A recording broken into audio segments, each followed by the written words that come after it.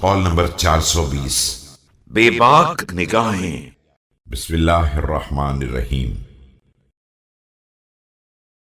کہا جاتا ہے کہ آپ اپنے اصحاب کے ساتھ تشریف فرما تھے، ادھر سے ایک خوبصورت عورت کا گزر ہو گیا اور لوگوں نے اسے کنکھیوں سے دیکھنا شروع کر دیا، تو آپ علیہ السلام نے فرمایا ان مردوں کی آنکھیں تاکنے والی ہیں اور یہ نظر بازی ان کی خواہشات کو برانگیختہ کرنے کا ذریعہ ہے، لہذا جب بھی تم میں سے کوئی شخص کسی ایسی عورت کو دیکھے جو پسند آنے والی ہو تو اپنے اہل سے روابط پیدا کرے کہ یہ عورت بھی اپنی ہی عورت جیسی ہے۔